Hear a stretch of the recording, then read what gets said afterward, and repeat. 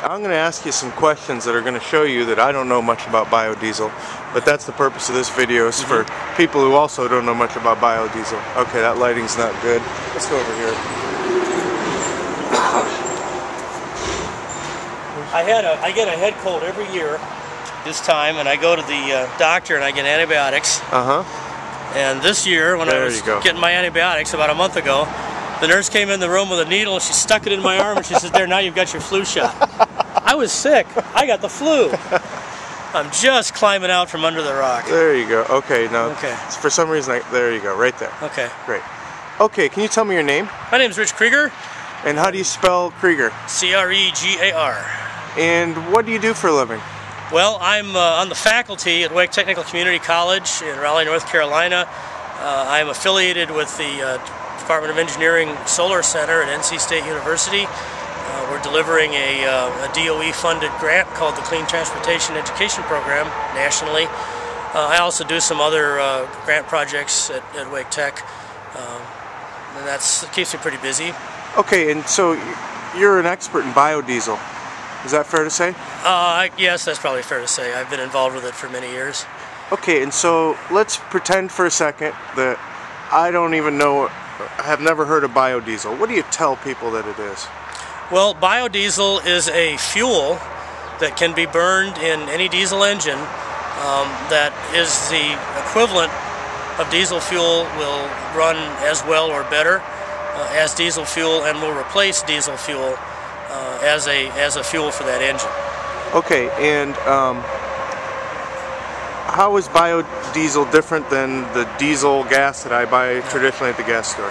The diesel or gasoline that you buy at the gas store came out of the ground as petroleum. Over 60% of it we have to buy and import from foreign nations, which is costing us about $100 billion a day, whereas biodiesel came from our own domestic agricultural industry. It came primarily, today it came from the soybean primarily, or it came from our animal processing industry, chicken, turkey, byproducts and so forth. But it can come from many other sources. It can come from jatropha, it can come from palm oil, it can come from algae, which is showing great promise. So it's a renewable fuel, and it's a domestic fuel. We don't have to buy a drop of it from any other nation. Okay, so that's the environmental benefits in regards to getting off petroleum, basically, right? Yeah, there are also environmental benefits, because the carbon dioxide released into the atmosphere from petroleum, that was carbon dioxide that was locked in the earth, it was stored, it was not in the atmosphere, whereas the carbon dioxide released from burning biodiesel it's carbon neutral, because that carbon dioxide came from the plant within the last year or so, and the plant got it from the atmosphere. So I'm just borrowing that CO2 and returning it locally, whereas with petroleum I'm adding CO2. Now I asked this question well knowing that I'm not an expert on this, but let's say in regards to ethanol, one of the things you hear, the criticisms of ethanol is, well, it takes a lot of petroleum to get the corn, and it puts increased demand on farms, farmlands and so forth. Is that true of biodiesel? I think that we can talk about biodiesel and ethanol in the same breath with this issue. First of all, the use of crops for fuel has not impacted our ability to produce crops for food. In fact, it has stabilized commodity prices, which has benefited the farmers, it's benefited the agricultural states tremendously. Anything is better than taking $100 billion a day of our currency and shipping it offshore to the Middle East, where we're not very well liked anyway.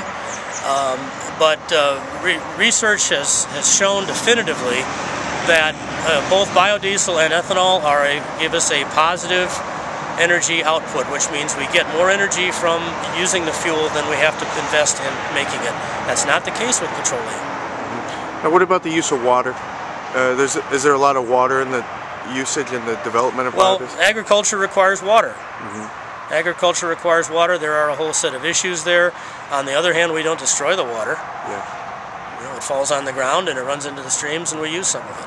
Okay, and so if I wanted to run my diesel vehicle on biodiesel, what would I need to do? How could I go about doing that? You start using the biodiesel in your vehicle. If your vehicle's already been, if it's a year or two old or older, and it's been running on petroleum diesel, you're going to want to change the filters, the fuel filters, maybe about once a month for the first 2 or 3 months. Once that's over with, the biodiesel is going to clean your fuel system out. Once you've cleaned it, it will stay clean and you can go back to a normal maintenance program. Another possibly dumb question, but can I just go somewhere and buy biodiesel? Sure. Where at? Well, as was talked about this morning, there's a biodiesel corridor, or a biofuel corridor, along I-75 from Michigan all the way to Florida.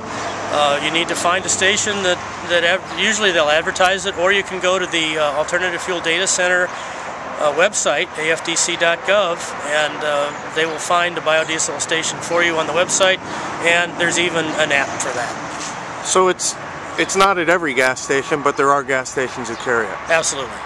Okay, and what do you think biodiesel could mean to economic development in Michigan? What can it mean for job creation? Well, I believe Michigan has a pretty significant agricultural economy. As I said, the production of ethanol and biodiesel stabilizes commodity prices, which is always a good thing for the farmer, guarantees a better market. And again, we're taking currency that, and instead of shipping it offshore, we're diverting that currency into agricultural states like Michigan, which can have nothing but a positive benefit. Great.